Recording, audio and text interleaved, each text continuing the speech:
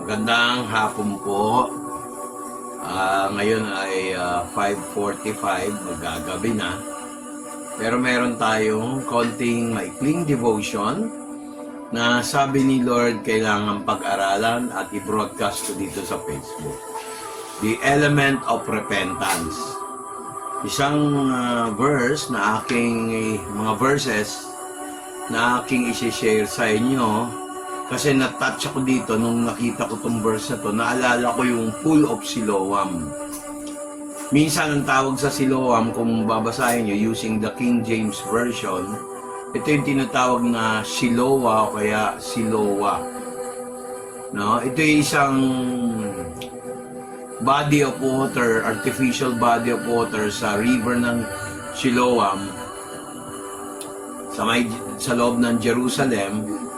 At dito kilala tong river na to na meron tore. Yung dingding ng Jerusalem, meron po siyang tinatawag, yung Wall of Jerusalem. Meron siyang tower. At maraming kababalaghan o yung tinatawag nating mga misteryo para sa mga unbeliever. Pero sa mga taong naniniwala sa Diyos, talagang napakaganda. Unang-una dito natin makikita yung sa Book of Nehemiah, nabanggit yan. Kung naalala ko, Nehemiah, 3:15 ata, oo. Babasahin ko yung Tagalog, ay yung Ingles. But the gate of the fountain repaired Shallun, the son of Kolshe, the ruler of the part of Mizpah. He built it, covered it, and set up doors thereof, the locks thereof, the bars thereof, the wall of the pool of Siloah by the king's garden, and unto the stairs go down from the city of David. So nasa loob to ng city of David and Jerusalem. Sabi rito sa Tagalog, ganito po yan.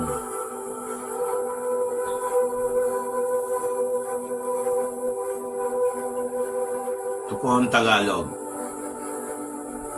At ang pintuang bayan ay bukal, ay hinusay ni Salum na anak ni Shadholse, na pinuno ng distrito ng Mizpah, at kanyang itinayo at tinakpan at inilagay ang pinto na yon at trangka niyon at ang mga halang niyon, ang pader ng tangke ng sela ay tabi ng halamanan ng hari, hanggang mga baitang na paibaba mula sa bayan ni David.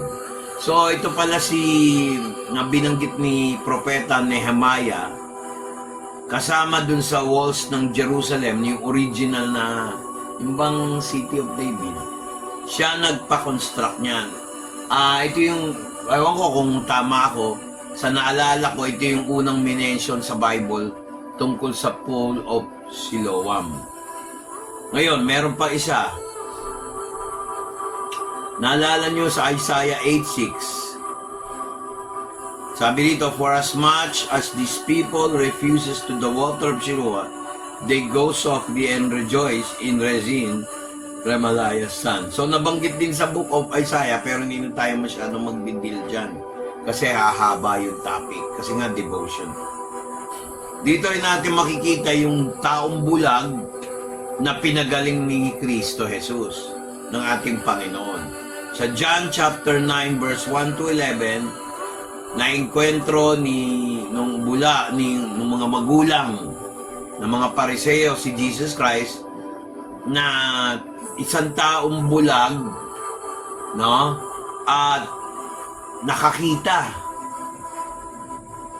dahil sabi ni Jesus Christ, ganito yan sabi sa verse 1, kung naalala ko, nakita niya yung isang bulag na pinanganak na bulag.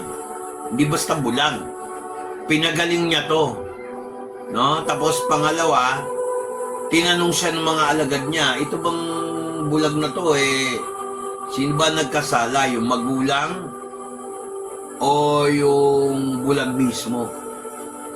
Ganda ng tanong, di ba? Para bang Sa sitwasyon natin ngayon, marami kayong makikita sa mga, ang tawag doon, media. Mainstream media nga, hindi binabanggit eh. O kahit sa mainstream media, kahit sa mga news, kahit sa mga vloggers, kahit sa NASA, yung eclipse, ang daming natatakot. Ano ba dapat ang attitude natin dyan? Kaya nakakalungkot, no? Ngayon, balik tayo muna kay John kasi sa Ebanghelyo ni Juan, binanggit yung nabulag. Ang alam niyo kung ano sagot ni Jesus Christ, ba't nabulag siya? Tayo, mga tao, madali tayo maghaka-haka pag may nakita tayo sa isang tao na merong mga kahinaan, hindi natin sinisigurado. Kahinaan in the point na kino-compare natin ang ating sarili. Kaya nga mas maganda i-compare natin ang sarili natin sa Diyos, huwag sa tao. Kasi magkakasala ka lang eh. Parang ako, hinahatulan ako ng masamang mayabang, hindi ka marunong makisama, naalala ko yun eh. Hindi po, tinatayuan ko lang kung ano yung tama. Sabi dito sa verse 3, Jesus answered, "Neither has this man sinned, nor his parents, but the works of God should be manifest in him. I must work the works of him that sent me, while it is day. The night comes when no one can work. As long as I am in the world, I am the light of the world." Kaya sabi niya, hindi pala siya bulag dahil pinanganak siyang bulag dahil sa kanyang magulang o kaya yung mismong bulag may kasalanan. Ano sinabi niya? Upang gawin niya yung mga hiwaga. O, tingnan natin ha. I-compare natin to. Basahin natin yung Tagalog. Ayan. Pagdaraan niya, nakita niya ang isang lalaking bulag mula sa kanyang kapanganakan. At itinanong sa kanya ng kanyang mga alagad, nang nagsabi, "Rabi, sino nagkasala? Ang tao ito, ang kanyang mga magulang, upang siya ipanganak na bulag?"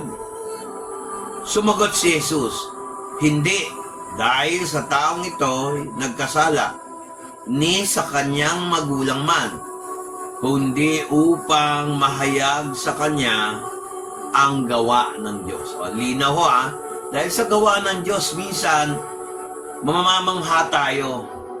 Hindi porket pinanak na abnormal, minsan tinatawag nila abnormal, may sakit na bulag. Kasalanan na kagad ng tao, o kaya kasalanan ng mga magulang.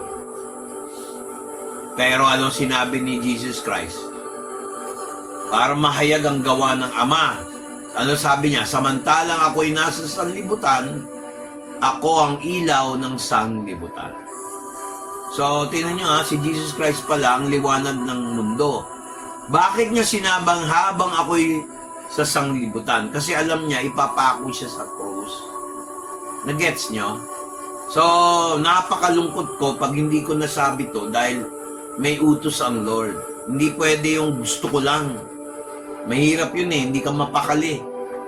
Kaya sabi niya, samantalang ako'y nasa sanlibutan, ako ang ilaw ng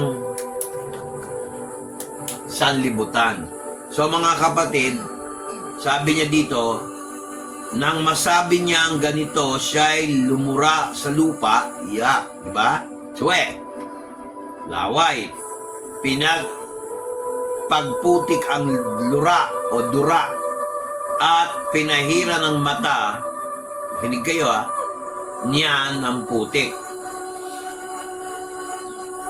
At sinabi sa kanya, humayo ka, maghugas ka sa tangke ng Siloe na kung liliwanagin ay sinugo.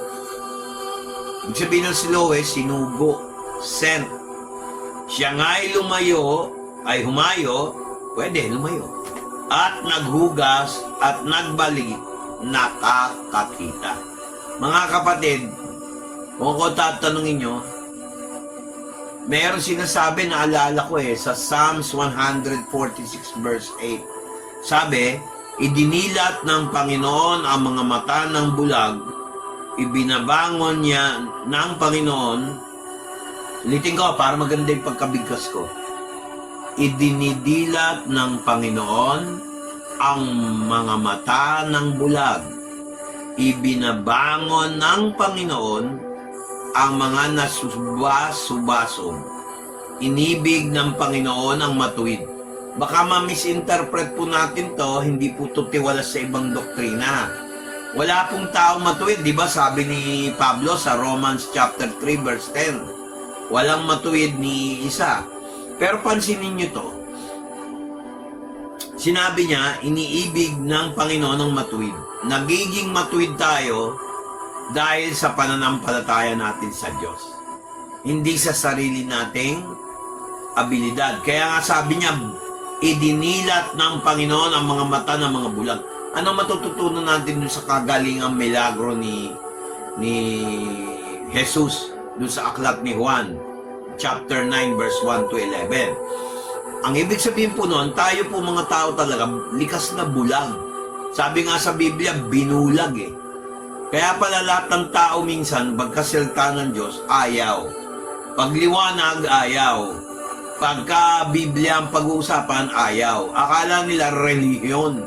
Actually, hindi naman babaguhin yung relihiyon Ang totoo gusto lang niyang ipakita na tayo ay nasa dilim, kailangan natin ng flashlight. Sino yung flashlight natin? Si Jesus Christ. Kaya mga kapatid, importante, tingnan nyo hindi uutusan ni Jesus yung bulag kung hindi na to nakakakita. Tingin ko nakakakita, nakakaaninag Or kung wala naman may stick, alam niya paano pumunta sa Siloam.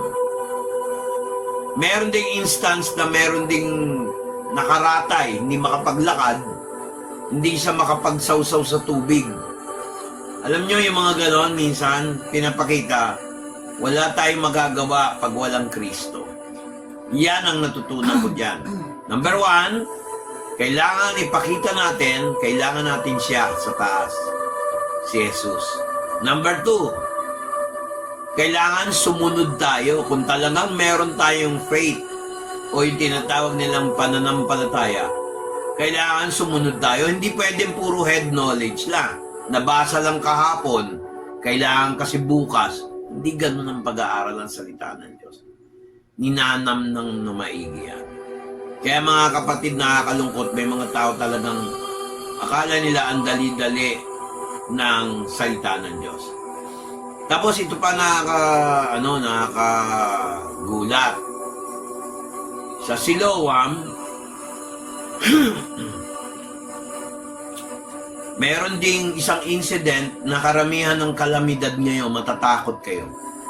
Naalala niyo yung sinabi ni Jesus Christ sa 24 ng Mateo, yung ano ba ang mga signos, ano ba ang mga tanda ng iyong pagdating. Di ba sabi ni Jesus Christ, may maririnig kayong marites na mga gera. Tama ba? Marites na mga lindol. Marites ng kababalaghan sa himpapawid. Yung mga nakakatakot. Di ba ang dami na ngayon? May mga tornado, kidlat, lindol, tidal wave o tsunami. Di ba? Kahit saan ngayon, mas malaganap na ngayon ang lindol. Talagang yung kung ano yung scientific explanation nila ng high tide, low tide dahil sa buwan, scientific din yung alignment. Bihira magsunod-sunod yung mga planeta. At nasa gitna ng Earth, at saka Sun, yung buwan. Tapos sapul na sapul, shoot na shoot, sa Mars, Neptune, Uranus, Jupiter, Pluto, naka-align. Mga kapatid, may mga gravitational properties siya. Kaya lang, ano yung matututunan nyo doon? Wala, hindi naman tayo scientist. Pag pinaliwanag ko naman, hindi naman lahat nakakaunawa. Pero mga kapatid, ito yung nakakapagtaka. Sa US, magaganap yan. Southern California, Oklahoma, Ohio.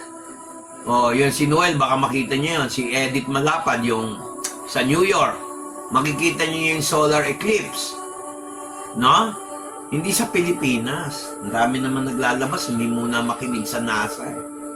Sa US ang laganap ng solar eclipse. Matakot kayo kung sa Israel yan. Kasi nung si Jesus Christ, pinako, naalala nyo? Di ba nagdilim, alas 3 ng hapon? Sa kalendaryo natin, kung yun ang gagamitin natin, yung time. Sa Hebrew, yan yung tinatawag na ikasyam na oras, 9th hour. Sa Ingles, ikasyam na oras. Alam nyo, kapag nagsasalita ko, walang no nonsense. No nonsense ang pinag-uusapan natin. Kaya scientifically proven, malamang solar eclipse yung nangyari nung si Jesus Christ. Possible. Wala naman sinabi solar eclipse. Kaya lang, sa kayo makakita, alas 3 nagdilim. Hindi naman kaya ng lunar eclipse yun. Kasi ang lunar eclipse nangyayari paggabi. Mapapansin mo lang paggabi. Pero alas 3 ng hapon, nagdilim. Solar eclipse yun. Tinakpan yung araw ng buwan. Narinig niyo ba ako? Ngayon, natatakot tayo, mga lindol, the big one. Alam niyo ang pinaka-the best solution dyan para wag na natin maranasan yung lindol? Ha? Winarningan ni Lord yung mga tao sa Siloam. Sabihin nyo kung mali ako, hindi ako nagsabi niyan. Bible. Basahin natin ang Luke chapter 13 verse 1 to 5. Babasahin natin Tagalog kagad kasi baka mamaya sabihin nyo binobola ko kayo, English ko pa. Anyway, Pilipino naman tayo. Sabi sa verse 1, nang panahon ding ngayon, yaon, ay naroon ang ilan at nagsipagsabi sa kanya tungkol sa mga Galileo na ang dugo na mga ito'y inihalo ni Pilato sa mga hain nila. So mayroon ding offering yung mga Romano, yung mga Pagano, yung maraming Diyos-Diyosan. Nag-ahayin sila pero yung mga taong Galileo ay kinuhanan nila ng dugo ng tao. May Red Cross pala sila noong araw. Hinalo nila, ginawa nilang dinuguan. Ito pa. Tubig, mami. At siya'y sumagot at sinabi sa kanila, inaakala baga ninyo na ang mga Galileyong ito ay higit ang pagkamakasalanan kaysa sa lahat ng mga Galileo dahil sila ay mga bagabata sa mga bagay na ito? Thank you, Mami.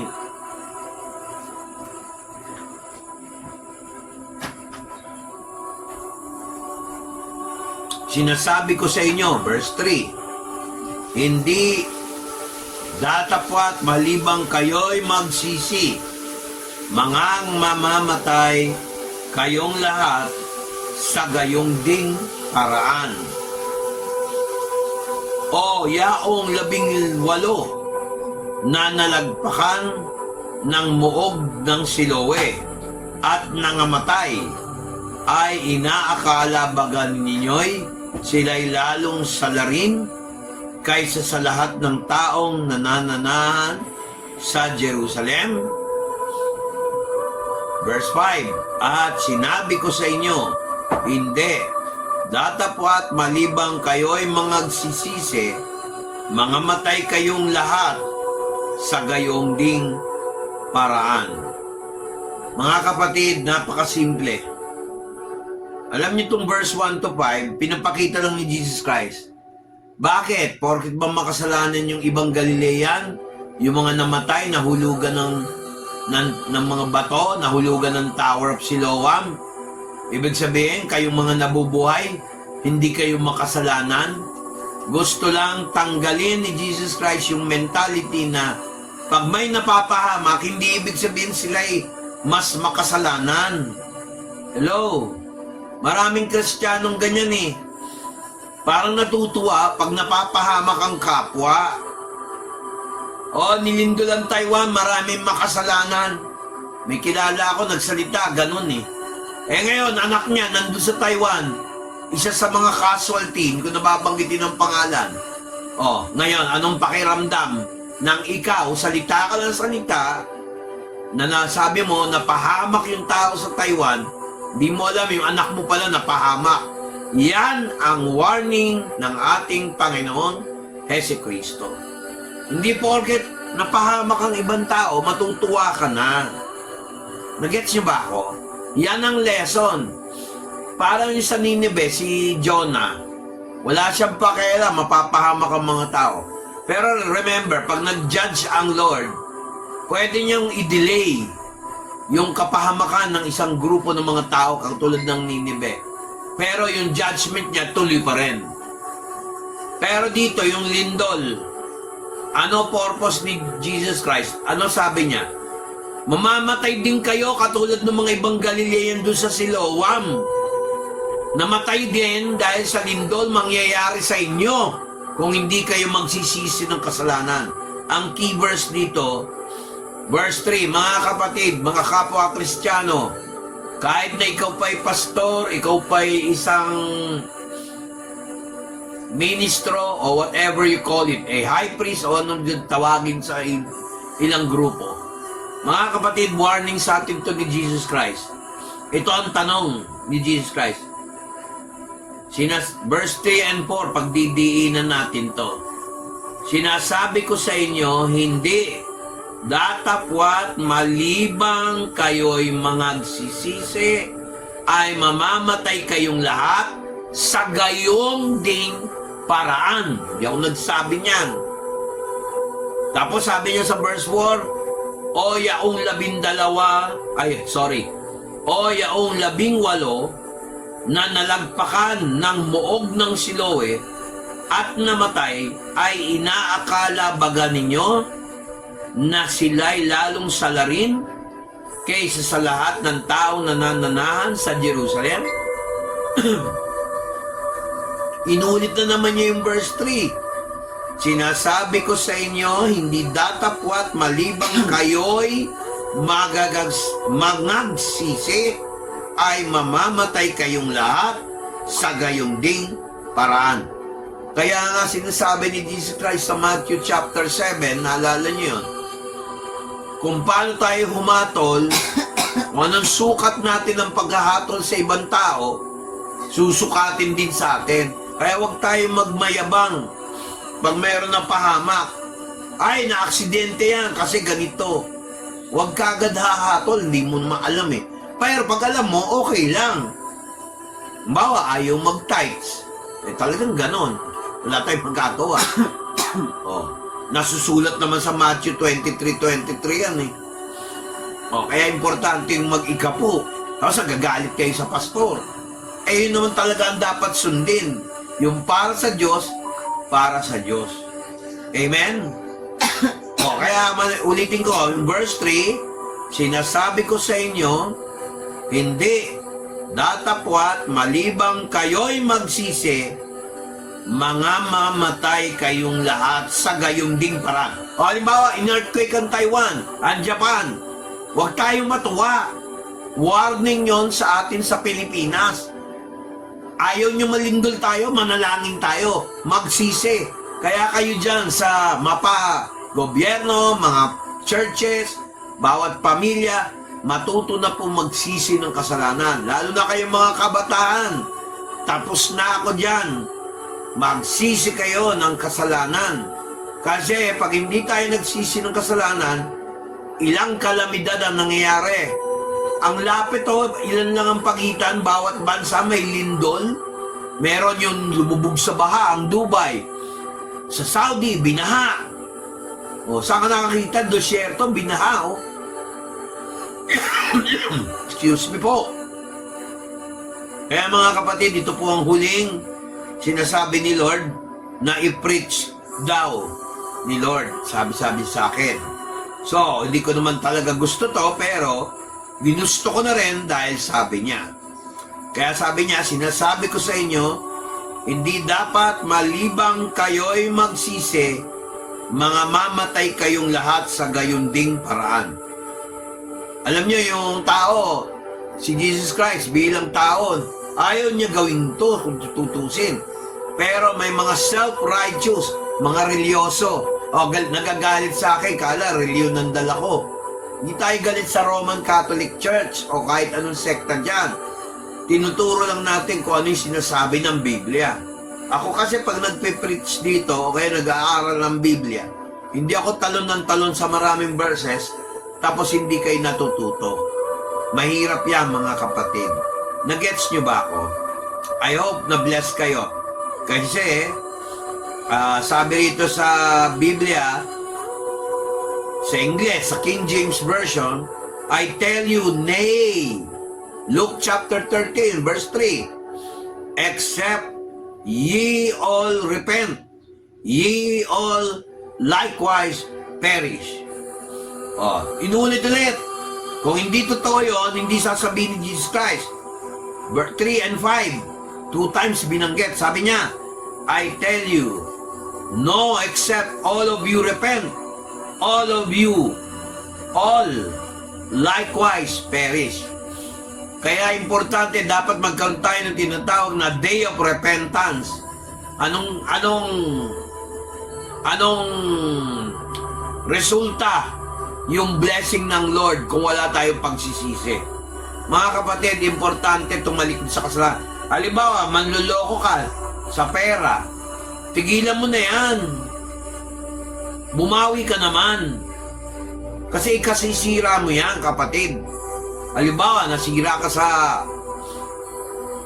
pagsisinungaling, paninira, tigilan mo na yan. Amen ba? Kasi dyan tayo mamamatay kung ano yung kasalanan natin na hindi natin pinagsisiyan. Ito ang isang pinakamagandang example. Bakit? Sabi, parang ganito yan. Sabi ni Jesus Christ, kung ating iintindihin yung verse 1 to 5. Bakit? Akala nyo ba na mas makasalanan pa yung mga nalindol na namatay kaysa sa inyo sa Jerusalem? Holy than thou attitude? Mas banal ako kaysa sa'yo? Alisin natin po yon sa mga buhay ng Kristiyano. Kasi hindi yan ang magdadala ng blessing sa atin. Kahit anong claim natin sa promises ni Lord, kung hindi tayo nagtatangis o nagsisisi sa ating kasalanan, tayo ang pinakamalungkot sa balat ng lupa. Huwag tayo magpanggap na banal-banalan. Maging totoo tayo. Tandaan nyo, magiging banal lang tayo sa pamamagitan ni Kristo. Pero walang tinuro si Kristo sa Biblia na hindi mahalaga kagaya ng pagsisisi. Hindi ako nagsabi niyan. Hello, nakikinig ba kayo? Hindi ako nagsabi. Tayo manalangin, hayaan natin ang mga anghel sa langit na bumaba at makita ang aral na ito ng mga nakikinig. I'm not here to preach religion. I'm not here to condemn people. I'm not here, to make myself popular. I only want to say that Jesus Christ warned us every time that there is a calamity, even with other people and not with us, that we should repent. For example, earthquake. We sympathize with the people of Taiwan, Japan, Italy, USA. Even in Saudi Arabia and on the USA, in Oklahoma, Ohio, New York, whatever state you are in the United States, from California, Southern California, to the Northwest, o baliktad yata, yun yung Northeast, Southwest naman yung California ko kasi kabisado yung mapa, pero alam ko yung California, sa kaliwa, Lower California, Mexico. Kasama yon, makaka-encounter ng solar eclipse mula sa southern tip ng California, Mexico, papunta sa hanggang New York, Hudson, mga Oklahoma, Ohio, nadaan yan. Some parts of Texas, magkakaroon ng solar eclipse. Kaya lang, sa akin, ang concern ko lang, what if dumating si Jesus Christ? Kailan tayo magsisisi? Pag sinabi natin pagsisisi, pagtatangis, mula sa kasalanan, mga 6 o'clock mula sa kasalanan, 12 o'clock, no? 12 o'clock to 6 o'clock ang pagtalikod sa kasalanan. Hindi yung 12 o'clock to 12 o'clock, nagbalik loob sa kasalanan. Iwasan na po natin magkasala. Hingi tayo ng tulong sa Holy Spirit. Dalhin natin yung bagong pagkatao mula kay Kristo. Holy Spirit and fire sa lahat ng nakikinig sa video na to, tulungan mo kami lahat. Hindi ko ine-exempt sarili ko na magsisi ng kasalanan. Lord, tanggalin mo ang self-righteousness, pride, Lord, yabang, pride, inggit, enviousness, jealousy, in the name of Jesus. At saka higit sa lahat, Lord, tanggalin mo ang greediness. Lord, sa lahat ng ayaw na ayaw mo, yung greedy o swapang, yan ang sa una lang, Lord, temporarily, kami, Panginoon, ibe-bless mo pagka-greedy. Lord, alam ko, number 1 na tinuro mo ngayon para makaiwas kami sa kalamidad, ang pagsisisi ng bansa. Lord, ang daming bad news, maraming discouragement sa kapaligiran, maraming mga tukso, gulo. Lord, hinihiling ko yung Holy Spirit and fire na malayan lumabas mula sa video na ito in the name of Jesus. Lalo-lalo na sa Amparo Village, lalo-lalo na sa De La Costa, lalo na sa Sacred Heart, sa Victory. Lahat yan part ng Caloocan, Barangay 179, Barangay 178, Barangay 177, 171 hanggang 179. Father God, hawakan mo sila sa pangalan ni Jesus. I call upon the name of the Lord. In Jesus Christ's name. Amen. So nga pala, meron kaming worship tuwing 9:30 Sundays. Tapos meron din kaming Bible study tuwing 5 o'clock Wednesdays. Maraming salamat po. God bless. Masyado ba ako seryoso? Siyempre, masaya lang ang salita ng Diyos. Bye-bye! Ay, ba't ba ako na